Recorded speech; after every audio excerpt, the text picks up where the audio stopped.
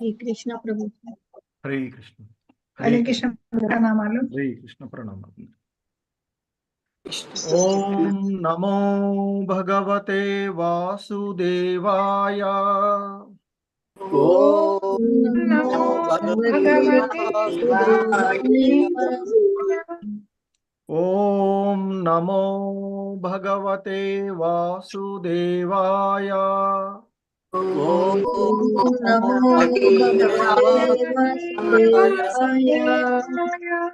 ఓం నమో భగవతే వాసుదేవాయ. ఓం నమో భగవతే వాసుదేవాయ. నారాయణం నమస్కృత్య నరం చైవ నరోత్తమం. నారాయణం నమస్కృత్య నరం చైవ నరోత్తమం. దేవీం సరస్వతిం వ్యాసం తతో జయముదీరయేత్. దేవీం సరస్వతి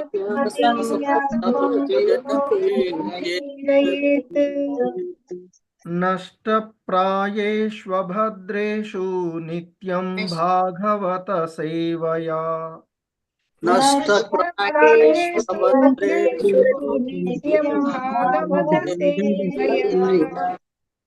భగవతి ఉత్తమ శ్లోకే భక్తిర్భవతి నైష్టికీ. భగవతి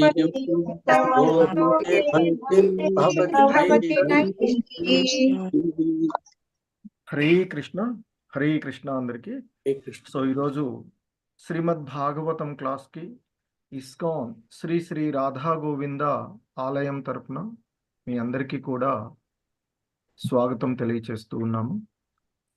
సో మనము ఈ భాగవతం క్లాస్లో 3వ స్కందము, అందులో 25వ అధ్యాయము.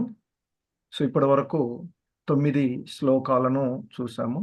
ఈరోజు 10వ శ్లోకాన్ని ఇస్కాన్ వ్యవస్థాపక ఆచార్యులైనటువంటి శ్రీల ప్రభుపాదుల వారి యొక్క భావము మరియు భాష్యం ద్వారా అవగాహన చేసుకోవడానికి ప్రయత్నం చేద్దాము. హరే కృష్ణ.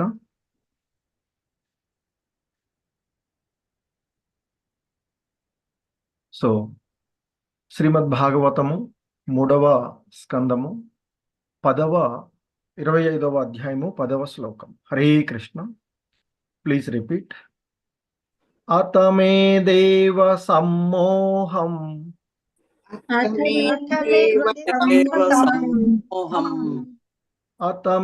దేవ సమ్మోహం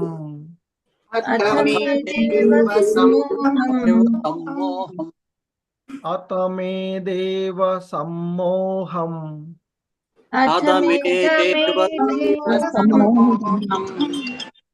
అపాక్రష్టుం త్వమర్హసి. అపాక్రష్టుం త్వమర్హసి. అపాక్రష్టుం త్వమర్హసి. అపాక్రష్టుం త్వమర్హసి. అపాక్రష్టుం త్వమర్హసి.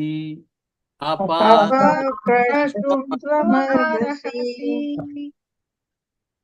యో వగ్రహోహం మమేతి యో వగ్రహోహం మమేతి. యో వగ్రహోహం మమేతి. యో వగ్రహోహం మమేతి. యో వగ్రహోహం మమేతి. యో వగ్రహోహం మమేతి. ఇత్యేతస్మిన్ యోజితస్త్వయా. ఇత్యేతస్మిన్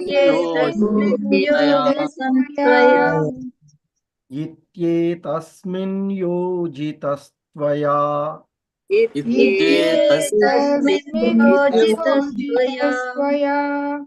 ఇత్యేతస్మిన్ యోజితస్త్వయా.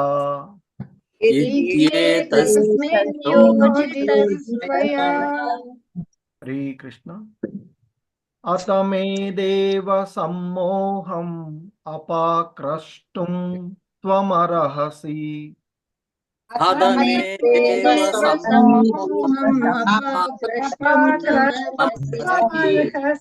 సమర్హసి అతమే దేవ సమ్మోహం అపాక్రతుం త్వమర్హసి. అధమే దేవ సమూహం అపాకృష్టం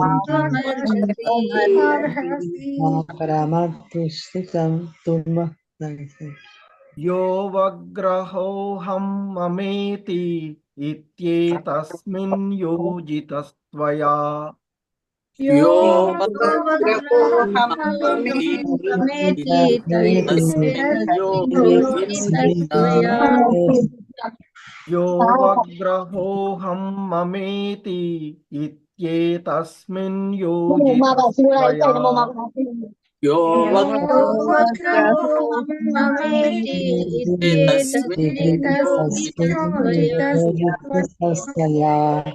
హరే కృష్ణ. మొత్తం శ్లోకం ఒకసారి. అతమే దేవ సమ్మోహం అపాక్రష్టుం త్వమర్హసి. యో వగ్రహోహం మమేతి ఇత్యేతస్మిన్ యోజితస్త్వయా. అధమే దేవ సమూహం అపాకృష్టం తస్మిన్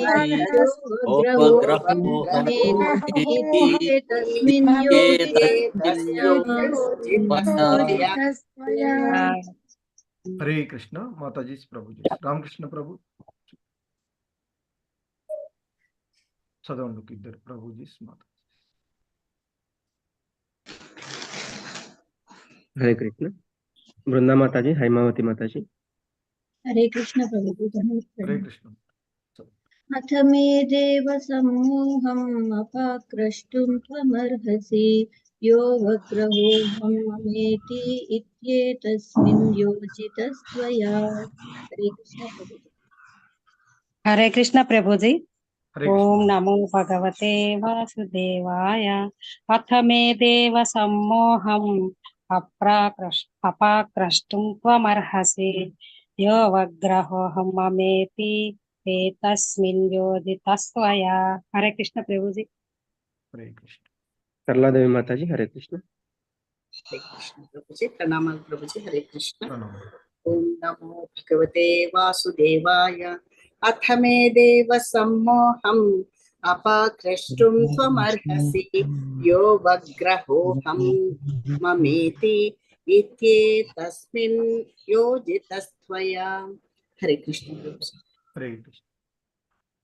శశికళ మాతాజీ. హరే కృష్ణ. హరే అథ మే దేవ సమ్మోహం అపాకృష్టుం త్వమర్హసి. యో వగ్రహోహం మమేతి ఇచ్చేతస్మిన్ యోజితస్వయా. హరే కృష్ణ. సో ఈ శ్లోకంలో ఉన్నటువంటి పదాల యొక్క అర్థాలను చూద్దాం. హరే కృష్ణ. అత అథ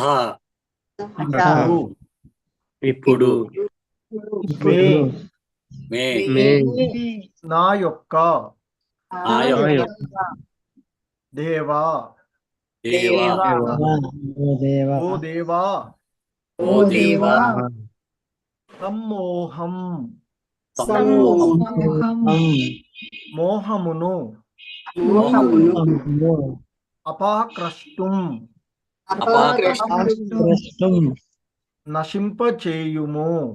నశింపచేయుము. త్వం త్వం నీవు నీవు అర్హసి అర్హసి ప్రసన్నుడవై ప్రసన్నుడవై యహ యహ ఏదైతే ఏదైతే అవగ్రహః అవగ్రహః మిథ్యాభావన మిథ్యాభావన అహం అహం నేను నేను మమ మమ నాది నాది ఇతి ఇతి అనుచు అనుచు ఇతి ఇతి ఆ విధముగా ఆ విధముగా ఏ తస్మిన్ ఏతస్మిన్ దీని యందు దీనియందు యోజితః యోజితః నడుపబడితిని నడుపబడితిని వయా త్వయా నీచే. నీచే శ్రీకృష్ణ. సో భావము శ్రీల ప్రపాదుల వారి ద్వారా, కనుక ఓ దేవా ప్రసన్నుడవై నా మహామోహమును ఇప్పుడు నశింపచేయుము. మిథ్యా అహంకారము కారణమున నీ మాయచే నడుపబడి దేహ ఆత్మభావన యందు మరియు తత్ఫల స్వరూపమగు దేహపరమగు బంధముల యందు లగ్నమైతిని. హరే కృష్ణ. Please repeat. కనుక ఓ దేవా ప్రసన్నుడవై నా మహామోహమును ఇప్పుడు నశింపచేయుము. మిథ్యాహంకార కారణమున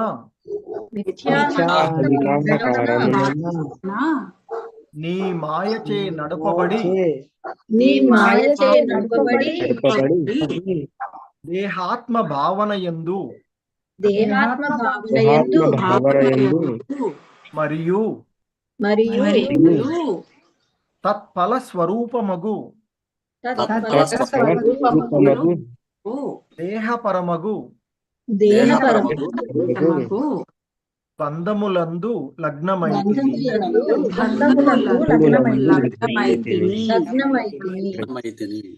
హరే కృష్ణ.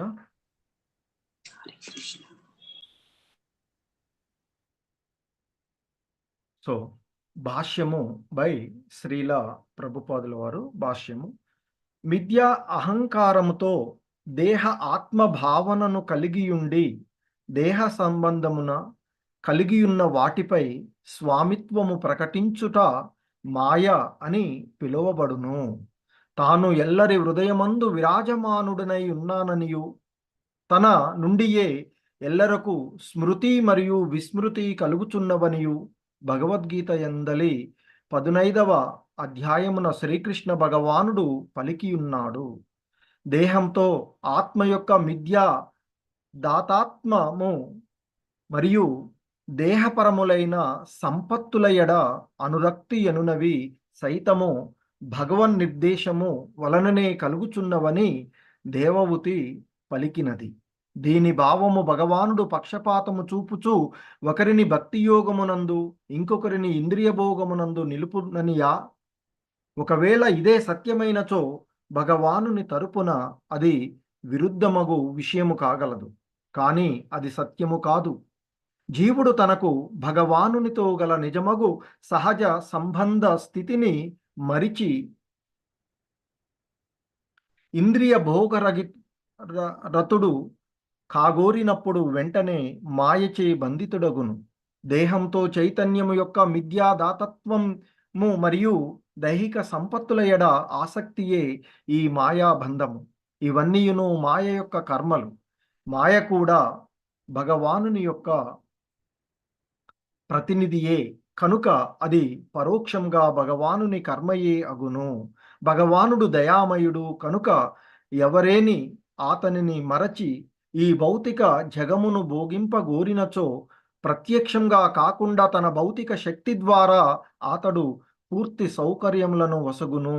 అనగా భౌతిక శక్తి ఎనునది భగవత్ శక్తియే కనుక భగవానుడే తనను మరచుటకు పరోక్షముగా దోహదపడుచున్నాడు.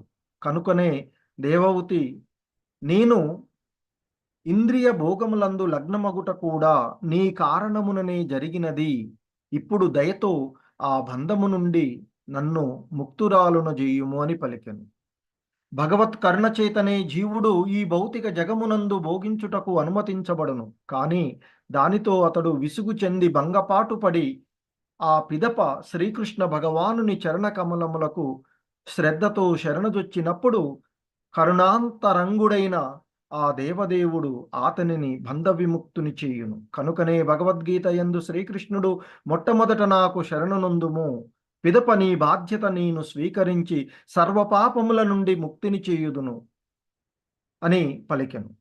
భగవానునితో గల సంబంధము మరిచిన స్థితిలో చేయబడిన కర్మలే పాపకర్మలు. ఈ భౌతిక జగమునందు పుణ్యప్రదములుగా భావింపబడు భౌతిక భోగ కర్మలు కూడా పాపభూయిష్టములే. ఉదాహరణకు ధనార్థికి ఎవరైనా ధన సహాయం చేసినా కూడా చేసిన దానికి 4 రెట్లు తిరిగి పొందవలనని భావనతో ఆ కార్యం చేయదు. ఏదో తిరిగి పొందవలనని ప్రయోజనంతో చేయబడు దానము రజోగుణ దానమని పిలువబడును. ఈ జగమునందు చేయబడు ప్రతిదియు త్రిగుణాంతర్గతమునే చేయబడును. కనుకనే ఒక్క కృష్ణ సేవ తప్ప సర్వ కార్యములు పాపభూయిష్టములే. అట్టి పాప కార్యములు కారణముననే మనము భౌతికాసక్తి ఎనడి మాయకు ఆకర్షితులమై ఈ దేహమే నేను అని తలచుచుందుము. ఆ విధంగా దేహమునే నేను అని తలచుచు దేహమునకు సంబంధించిన వానిని నావి అని తలచుట జరుగుచుండును. అట్టి దాత్మ్యము మరియు మిథ్యాస్వామిత్వము నుండి తనను ముక్తురాలను చేయమని దేవహూతి కపిల భగవానుని ప్రార్థించినది. హరే కృష్ణ. జగద్గురు శ్రీల ప్రభుపాద్కి జై. అది శ్రీల ప్రభుపాదుల వారి యొక్క భాష్యము ఈ శ్లోకమునకు.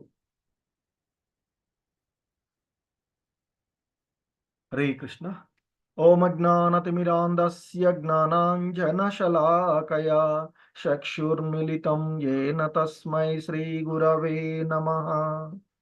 నమో ఓం విష్ణుపాదాయ కృష్ణప్రేష్టాయ భూతలే శ్రీమతే భక్తివేదాంత స్వామినితి నామినే. నమస్తే సారస్వతీ దేవే గౌరవాణి ప్రచారిణి నిర్విశేష శూన్యవాది పాశ్చాత్యదేశతారిణి. జయ శ్రీకృష్ణ చైతన్య ప్రభు నిత్యానంద శ్రీ అద్వైత గదాధర శ్రీవాసాది గౌర భక్త బృంద. హరే కృష్ణ కృష్ణ కృష్ణ హరే హరే, హరే రామ రామ రామ హరే హరే. హరే కృష్ణ. సో ఈరోజు మనము శ్రీమద్ భాగవతంలోని 3వ స్కందము 25వ అధ్యాయము అందులో 10వ శ్లోకము యొక్క భాష్యాన్ని శ్రీల ప్రభుపాదుల వారి ద్వారా మనము ఆ శ్లోకం భాష్యాన్ని చూస్తూ ఉన్నాము. సో తన పుత్రుడిగా అవతారం తీసుకున్నటువంటి తనతోనే ఉన్నటువంటి ఉపవిష్టుడై ఉన్నటువంటి సావకాశంగా ఉపవిష్ణుడై ఉన్నటువంటి కపిల భగవానుణ్ణి దేవహూతి ప్రార్థిస్తూ ఉన్నటువంటి ఆ భగవానుడితో దేవహూతి పలుకుతున్నటువంటి విషయాలను మైత్రేయ ముని విదురుడుకు చెప్తూ ఉన్నటువంటి అంశాలను చూస్తూ ఉన్నాం మనం. సో దేవహూతి ఆ పుత్రుడిగా అవతారం తీసుకున్నటువంటి ఆ పూర్ణ పురుషోత్తముడు అయినటువంటి ఆ భగవానుణ్ణి, ఆ కపిల భగవాన్ని ఆమె ఈ విధంగా అంటూ ఉన్నటువంటి అంశాలను చెప్తుంటే అవి చూస్తూ ఉన్నాము. ఆమె అంటుంది మొదటగా, ఇంద్రియములు కలిగించేడి కలతల చేత అజ్ఞాన అంధకారంలో పడి ఉన్నాను నేను. సో మరి ఈ అజ్ఞాన అంధకారంలో పడి నేను చాలా విసుగు చెంది ఉన్నాను అని. ఇంకా ఆమె అంటుంది, ఈ అజ్ఞాన అంధకారం నుండి బయటపడవేయడానికి నీవే నాకు ఏకైక మార్గము అయి ఉన్నావు. ఎందుకంటే నీ యొక్క కరుణ చేతనే బహు జన్మల పిదప అనేకమైనటువంటి అనేక జన్మల గడిపిన పిదప కోటాను కోట్ల జన్మల తర్వాత జ్ఞానచక్షువుగా నేను నిన్ను పొంది ఉన్నాను అని ఆమె ఆ కపిల భగవాన్ని అంటూ ఉంది. ఇంకా అంటూ ఉంది, నీవు దేవదేవుడవు. అంతేకాకుండా ఆ భగవంతుణ్ణి పూర్తిగా ఎరిగినటువంటి ఆ సంపూర్ణ భావనలో ఆమె ఆయన్ని కీర్తిస్తుంది. సో తాను అనుభూతి పొందినటువంటి తాను ఆ భగవంతుణ్ణి ఏ విధంగా అర్థం చేసుకుందో ఆ విషయాలను చెప్తుంది. ఆమె అంటుంది ఇంకా, ఆ కపిలముని శ్రీకృష్ణ భగవానుడిగా అవతారంగా అంగీకరించబడినటువంటి వాడు కనుక ఆయన్నే ఆద్యుడు, అంటే సర్వజీవులకు ఆద్యుడని ఆయన అంటుంది, నీవే దేవదేవుడవు, ఆద్యుడవు, జీవేశ్వరుడవు, విశ్వమునందలి అజ్ఞాన అంధకారాన్ని నశింపజేయుటకు సూర్యుని వలె నీవు ఉదయించితివి. సో సూర్యుడు ఉదయిస్తే ఏ విధంగా అయితే అజ్ఞాన అంధకారం చీకటంతా తొలగిపోతుందో అది ఈ భౌతిక ప్రపంచంలోని చీకటి.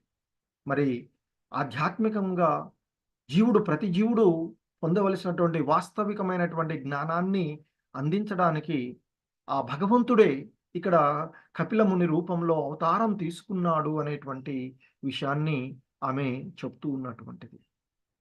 సో ఎందుకంటే భగవానుడి యొక్క వెలుతురు మాయ అంధకారాన్ని నశింపచేస్తూ ఉంటుంది. ఎందుకంటే మరి మాయ అనేటువంటి భవబంధనాలు అనేటువంటి మాయ అంధకారంలో మనము ఉన్నటువంటి వాళ్ళు. మరి ఆ మాయ అంధకారాన్ని తొలగించేటువంటిది ఆ భగవంతుడి యొక్క వెలుతురు. సో ఆ భగవంతుడిని ఆశ్రయించినప్పుడు, ఆ భగవంతునికి శరణజొచ్చినప్పుడు ఈ మాయ తొలగిపోతుంది అని చెప్తుంది.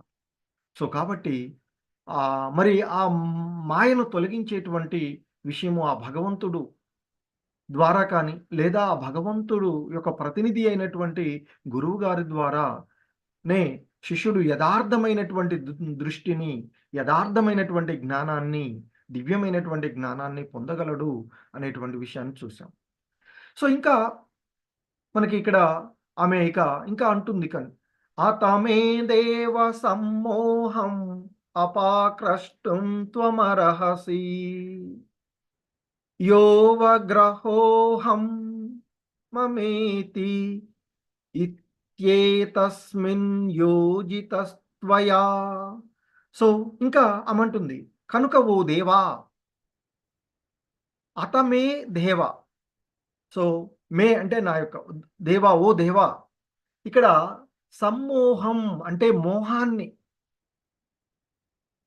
అపాక్రష్టం నశింపచేయుము.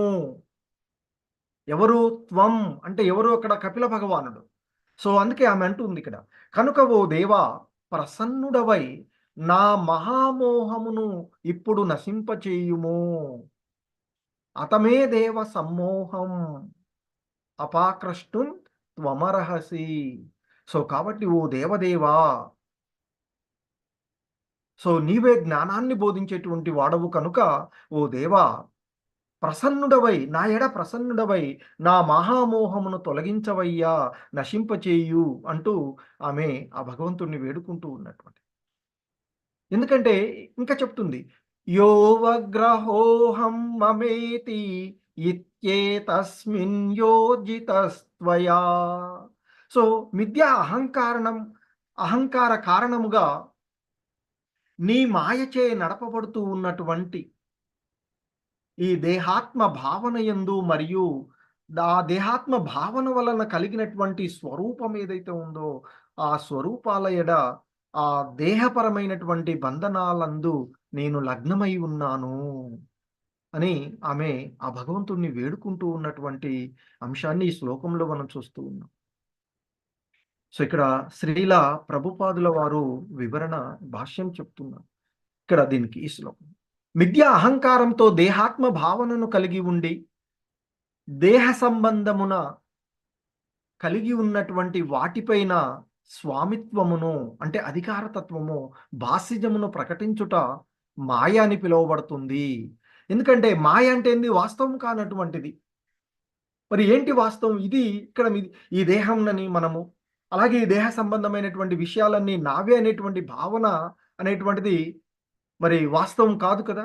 సో కనుకనే ఆయన అంటున్నారు, మిథ్యా అహంకారంతో దేహాత్మ భావనను కలిగి ఉండి ఈ దేహ సంబంధమైనటువంటి వాటిపైన ఆధిపత్యమును కలిగి ఉండడమే మాయా అని చెప్తున్నారు. సో మరి ఎందుకంటే అది వాస్తవం కాదు కదా. సో కాబట్టి ఇంకా ఆ కృష్ణ భగవానుడు చెప్తూ ఉన్నటువంటి విషయాలను చెప్తూ, తాను ఎల్లరి హృదయమునందు విరాజమానుడినై ఉన్నాను అని, ఆయన నుండే ఎల్లరకు స్మృతి విస్మృతి కలుగుచున్నవి అని ఆ భగవంతుడు శ్రీకృష్ణ భగవానుడు భగవద్గీత యందు పలికి ఉన్నాడు అనేటువంటి విషయాన్ని చెప్తున్నారు.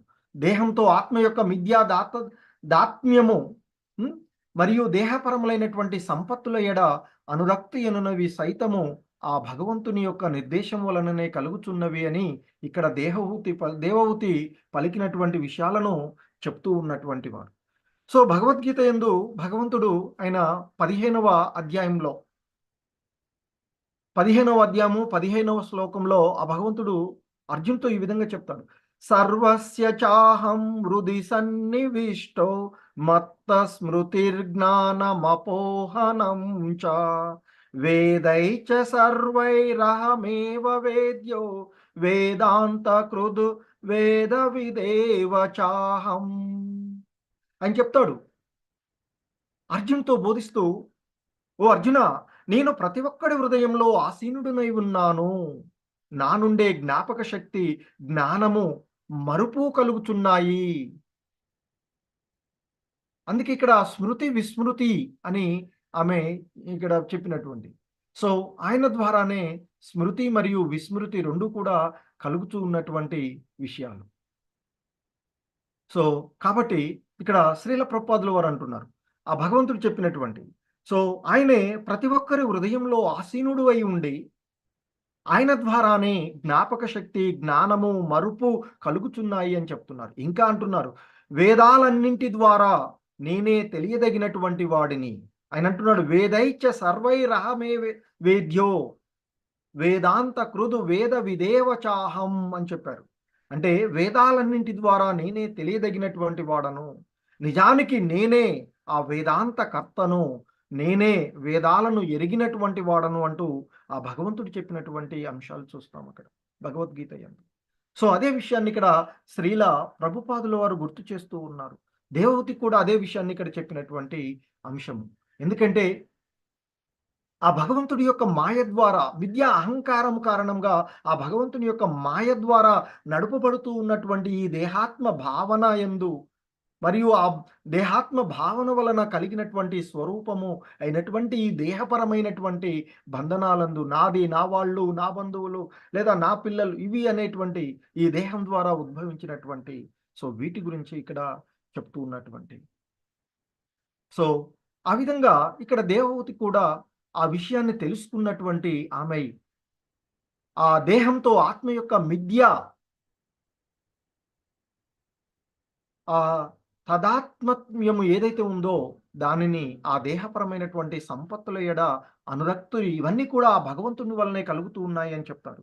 ఎందుకంటే భగవానుడు పరమాత్ముని రూపంలో ప్రతి ఒక్కరి హృదయంలో నెలకొని ఉన్నటువంటి వాడు. ఆయన నుండే సమస్త కలాపాలు ఆరంభమవుతాయి అని చెప్తుంటారు శ్రీల ప్రభుపాదులు. జీవుడు తన పాత జీవితానికి సంబంధించినటువంటి ప్రతిదీ కూడా మర్చిపోతాం. ఎందుకంటే మనం గత జన్మలో ఏంటి అనేది మనకెవరికి ఏం తెలియదు. సో మర్చిపోయినటువంటి పరిస్థితి. కానీ మరి గత జన్మలలో మనం చేసుకున్నటువంటి కర్మలకు సంబంధించినటువంటి ప్రతిదానికి కూడా సాక్షిభూతంగా భగవంతుడు ఉంటాడు. కనుకనే సమస్త కర్మలకు సాక్షి అయినటువంటి ఆ భగవంతుని నిర్దేశాన్ని అనుసరించే అతడు తప్పక పనిచేయాలి అని చెప్తున్నారు. సో అంటే ఇక్కడ ఆ మాయలో విద్యా అహంకారం ఫలితంగా మాయలో పడిపోవడం కూడా భగవంతుని ఇదే అని చెప్తున్నారు. ఎందుకంటే ఇక్కడ ఆ భగవంతుని నిర్దేశం వల్లనే కలుగుతూ ఉన్నాయి అనేటువంటి చెప్తున్నారు. అంత మాత్రాన ఆ భగవంతుడు పక్షపాతం చూపించట్లేదు అనేటువంటి విషయాన్ని కూడా చూపుతున్నారు. ఎందుకంటే ఇక్కడ శ్రీల ప్రభుపాదులు అని అంటున్నారు, ఆ విధంగా కలుగుతుంది అంటే భగవంతుడు పక్షపాతం చూపుతున్నాడు అని. అంటే ఒకళ్ళనేమో భక్తులుగాను, ఇంకొకళ్ళని ఇంద్రియ భోగులుగా, అంటే ఒకళ్ళనేమో ముక్తులుగా, ఇంకొకళ్ళని బద్ధ జీవులుగా మారుస్తున్నాడు అని కాదు అని. వారి వారి యొక్క ఇచ్ఛానుసారం వారికి ఆ విధమైనటువంటి స్వల్పమైనటువంటి స్వేచ్ఛ ఇవ్వబడుతుంది. సో వారు చేసుకున్నటువంటి కర్మల ఫలంగానే వారు ఆ విధంగా వారికి ఆ భగవంతుడు ఇస్తున్నాడు అని చెప్తున్నాడు తప్ప ఆ భగవంతుడు పక్షపాతి కాదు అని చెప్తున్నాడు. ఎందుకంటే జీవుడు తనకు భగవంతునితో కలిగినటువంటి నిజమైనటువంటి సహజమైనటువంటి స్థితిని మరిచిపోయినప్పుడు, ధిక్కార స్వభావం కలిగినప్పుడు ఆ ఇంద్రియ భోగరతుడు కాగోరుతాడు అని చెప్తున్నారు. వెంటనే మాయ చేత బంధించబడు. మాయ ఎప్పుడు ఎదురు చూస్తూ ఉంటుంది మనకి, ఎప్పుడు కృష్ణుని వదిలేస్తాడా, ఎప్పుడు నేను మాయ చేసే అనేటువంటి. సో కాబట్టి మాయ ఎప్పుడైతే కొంచెం ధిక్కార స్వభావం, భగవానుడితో తనకున్నటువంటి సహజమైనటువంటి స్థితి, నేనేంటి, భగవంతుడి సేవ అని ఏంటి అనే ఒక భావన ఎప్పుడైతే వస్తుందో, సో రాగానే ఇక మాయ ఆవృతమై ఉంటుంది, అది బంధితుడిని చేస్తుంది. సో దేహంతో చైతన్యం యొక్క మిథ్యా తాతాత్మ్యం ఏదైతే ఉందో ఆహ్, ఆ విధమైనటువంటివి, అలాగే ఆ దైహికమైనటువంటి సంపత్తుల ఎడ ఆసక్తి కలిగించి మాయాబంధనంలో చేస్తుంది. అవన్నీ కూడా ఆ విధంగా ఈ దేహము అనేటువంటి భావన కలిగి, ఈ దేహ సంబంధమైనటువంటి విషయాలన్నీ కూడా ఈ మాయ ద్వారా చేయబడేటువంటి ఈ త్రిగుణ స్వభావం చేత చేయబడేవి అని చెప్తూ ఉన్నారు. సో మాయ కూడా భగవానుని యొక్క ప్రతినిధియే కనుక అది పరోక్షంగా భగవానుని కర్మే అవుతుంది.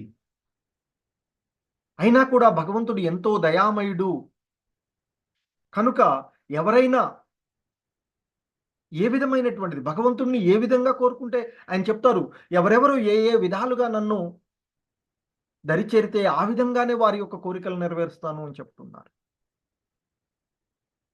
సో అలాగే ఆయన చెప్తారు, అసుర భావాలను ఇంకా పెంపొందించుకుంటే నేను మళ్ళీ మళ్ళీ అదే అసుర యోనులలో పడవేస్తాను. ఎందుకంటే కానీ మార్పు పొందడానికి అవకాశాన్ని కూడా భగవంతుడు కలుగజేస్తూ ఉంటాడు. సో ఒక రకంగా పరోక్షంగా ఈ భగవానుడి కర్మే అవుతుంది ఈ బంధనాలలో చిక్కుకొని పోవడము అని చెప్తున్నారు. సో కాబట్టి భగవంతుడిని మరిచి ఈ భౌతిక జగమును భోగింపగోరిచినట్లయితే ప్రత్యక్షంగా కూడా ఆ భగవంతుడి యొక్క భౌతిక శక్తి ద్వారా ఆయనకి ఆ విధమైనటువంటి పూర్తి సౌకర్యాలు ఆయన అది కోరుకుంటున్నాడు కనుక అది ఆ విధమైనటువంటిది ఇస్తున్నాడు. సో కాబట్టి భౌతిక శక్తి కూడా భగవత్ శక్తియే అని ఇక్కడ భగవానుడే తనను మరుచుటకు, అంటే ఈ విధంగా తను వాస్తవికమైనటువంటి స్థితిని మర్చిపోయే విధంగా పరోక్షంగా భగవానుడే మనకి కలగజేస్తున్నాడు అనేటువంటిది చెప్తున్నారు. ఎందుకంటే మాయ కూడా ఆ భగవంతుని యొక్క శక్తి. అందుకే దేవహూతి ఇక్కడ పలికినటువంటి విషయాలను గుర్తు చేస్తూ ఉన్నారు శ్రీల ప్రభుపాదుల వారు. నేను ఇంద్రియ భోగములందు లగ్నమగుటను కూడా నీ కారణంగా జరిగింది. ఇప్పుడు దయతో ఈ బంధనము నుండి నన్ను ముక్తురాలను చెయ్యము. ఆ విధంగా కోరుకుంటే అవి కూడా ఆయనే కలగజేస్తున్నాడు. ఇప్పుడు దేవత ఏం కోరుకుంటుంది, ఈ భౌతికమైనటువంటి బంధనాలన్నిటి నుండి ముక్తి పొంది ఈ భవబంధనాల నుండి బయటపడాలి, భగవంతునితో తనకున్నటువంటి శాశ్వతమైనటువంటి సంబంధాన్ని మళ్ళీ తిరిగి ఉద్ధరించుకోవాలి అనేటువంటిది ఆమె అనుకుంటుంది. సో కాబట్టి ఆమె అందుకే అంటుంది, దయతో ఈ బంధనము నుండి, అంటే ఏదైతే భౌతిక జగత్తు యొక్క మోహము చేత ఆమె ప్రభావితమైందో ఆ స్థితి నుండి బయటపడవేయమని ఆమె కోరుకుంటుంది. అందుకే ఇక్కడ శ్రీల ప్రభుపాదుల వారు అంటున్నారు, కనుకనే ఆ భగవంతుని యొక్క కరుణ చేత నే జీవుడు ఈ భౌతిక జగమునందు భోగించుటకు అనుమతించబడును. ఆయన సాక్షీభూతగా అందరి హృదయాలలో ఉన్నటువంటి ఆ భగవంతుడు సాక్షీభూతంగా తను చేసినటువంటి కర్మల యొక్క ఫలాలను తాను మర్చిపోయినా తనకు అందించేటువంటి వాడు, మంచైనా చెడైనా అవి అందించేటువంటి ఆ భగవంతుడు. సో ఆ విధంగా అవి అందించినటువంటి దానితో విసుగు చెంది భంగపాటు పడి ఆ పిదప శ్రీకృష్ణ భగవానుని చరణకమలములకు శ్రద్ధతో శరణజొచ్చినప్పుడు కరుణాంతరంగుడైనటువంటి దయామయుడు భక్తవత్సలుడైనటువంటి ఆ దేవదేవుడు అతనిని బంధ విముక్తిని చేయును అని చెప్తున్నారు. సో కాబట్టి మరి వాస్తవానికి దేహాన్ని విడిచిపెట్టగానే అంతా మర్చిపోయి భగవంతునిచే ప్రేరేపించబడేటువంటి రీతిగా అతడు తిరిగి పనులను ప్రారంభిస్తారు అని చెప్తూ ఉంటారు. మనకి శ్రీల ప్రభుపాదుల వారు గుర్తు చేస్తుంటారు, అంత ప్రవిష్ట శాస్త్ర జనానాం అని చెప్తారు. జీవుడు ఎప్పుడైతే తన దేహాన్ని విడిచిపెట్టగానే మరొక దేహాన్ని పొందగానే ఆ భగవంతుడి యొక్క మాయశక్తి ద్వారా ప్రేరేపించబడి అంటే ఆయన ఏవైతే అనుమతిస్తూ ఉంటాడో వాటిని మళ్ళీ ప్రారంభిస్తాడు అని చెప్తాడు. ఆయన మర్చిపోయినా కానీ గత జన్మలో మనం ఎక్కడ పని చేసాము, ఆపామో పనిని తిరిగి అక్కడి నుంచే ప్రారంభించేటువంటి బుద్ధిని కూడా ఆయన ఇస్తారు అని. అందుకని ఆయన అని చెప్తున్నారు, నా నుండే జ్ఞాపక శక్తి జ్ఞానము మరుపు కలుగుతూ ఉన్నాయి అని చెప్తున్నారు భగవంతుడు.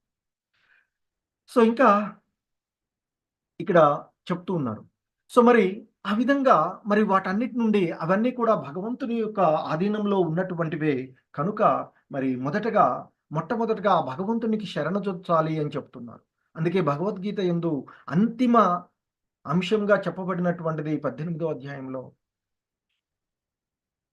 ఆయన సర్వధర్మాన్ పరిత్యజ్య మామేకం శరణం వ్రజ అంటూ చెప్పినటువంటి దాంట్లో, అందుకే ఇక్కడ శ్రీల ప్రభుపాదులు వారిని చెప్తున్నారు. భగవద్గీత యందు శ్రీకృష్ణుడు మొట్టమొదట నాకు శరణునందుము, పిదప నీ బాధ్యతను నేను స్వీకరించి సర్వ పాపముల నుండి ముక్తిని ముక్తుణ్ణి చేస్తాను అని చెప్తారు అని పలికినటువంటి విషయాన్ని కూడా గుర్తు చేస్తున్నారు.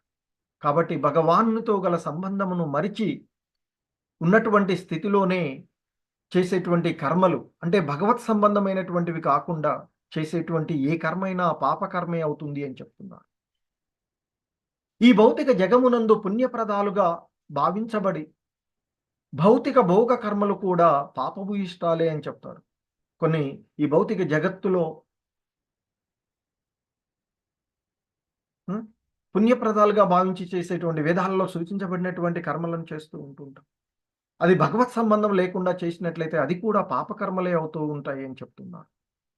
ఎందుకంటే ఇక్కడ ధనాన్ని ఆర్జించడానికి ఎవరికైనా ధన సహాయం చేసినట్లయితే సాధారణంగా మనం ఏం చేస్తాం, ధనాన్ని వచ్చేసి సో దాన్ని మనం ఇంకా పెంపొందించుకోవాలనేటువంటి భావనతోని చేయబడుతూ ఉంటుంటాం. కాబట్టి ఏదో ఒక ఫలితాలను ఆశిస్తూ, లేదా నేను స్వర్గలోకానికి పోవాలి, లేదా నేను పుణ్యం చేశాను కాబట్టి దాన్ని పొందాలి అనేటువంటి భావనతో ఏదైనా మనం చేస్తే, ఏదైనా దానం చేసినట్లయితే అది రజోగుణానికి సంబంధించినది అని చెప్తున్నారు, ఫలితాలను ఆశిస్తూ. అలా కాకుండా ఫలితాలను ఆశించకుండా మన కర్తవ్యంగా భావించి చేసినట్లయితే అది సాత్విక దహనం అవుతుంది అని చెప్తుంటారు. సో భగవత్ సంబంధం చేసి, కాబట్టి ఇక్కడ సో మనం ఈ భౌతిక ప్రపంచంలో ప్రయోజనాలను పొందుతూ చేసేటువంటిది ఏదైనా అది రజోగుణ సంబంధం అని చెప్తున్నారు. ఈ జగమునందు ఉండేటువంటి ప్రతిదీ కూడా త్రిగుణాంతర్గతంగానే చేయబడును అని చెప్తారు. ఈ త్రిగుణాలతోనే చేయబడుతుంది అని చెప్తున్నారు. ఒక్క కృష్ణ సేవ తప్ప, కృష్ణ సంబంధమైనటువంటి విషయం తప్ప సర్వకార్యములు పాపభూయిష్టములే అని చెప్తూ ఉంటారు. మరి అట్టి పాపకార్యముల కారణముననే మనము ఈ భౌతిక ఆసక్తి అనేటువంటి మాయకు ఆకర్షితులమై ఈ దేహమే మనము అని తలుస్తూ ఈ దేహంనే తలచుచు దేహానికి సంబంధించినవి నావి అని భావించడం జరుగుతూ ఉంటుంది అని చెప్తున్నారు. అటువంటి మిథ్యా తాదాత్మ్యమును, ఆ మిథ్య స్వామిత్వ భావన, అంటే నాది కానిది, ఇప్పుడు ఒక ఇంత శ్రీల ప్రభుపాదుల వారు చాలాసార్లు గుర్తు చేస్తూ ఉంటారు, ఒక సేవకుడు ఆ రాజుకు సంబంధించినటువంటి విషయాలను చేస్తూ తానే రాజును అనేటువంటి భావన అది ఏ విధం అవుతుందో, మనం కూడా ఈ భౌతిక ప్రపంచంలో ఉన్నది ప్రతిదీ నాది, నేను అనేటువంటి భావన అటువంటిదే అని చెప్తూ ఉంటారు. సో మిథ్యా స్వామిత్వము అనేటువంటిది మనల్ని ఈ బంధనాలలో చిక్కుకొని చేస్తుంది. సో కాబట్టి ఈ మిథ్యా అహంకారత్వము, మిథ్యా స్వామిత్వము నుండి బయటపడాలి అని కోరుకుంటూ ఉన్నది దేవహూతి. సో కనుకనే ఆమె అంటుంది, మిథ్యా తాదాత్మ్యము మరియు మిథ్యా స్వామిత్వము నుండి తనను ముక్తురాలను చేయమని ఆ దేవహూతి కపిల భగవాన్ని ప్రార్థించినది అంటూ శ్రీల ప్రభుపాదులు వారు చెప్తున్నారు. హరే కృష్ణ. జగద్గురు శ్రీల ప్రభుపాద్కి జై. హరే కృష్ణ.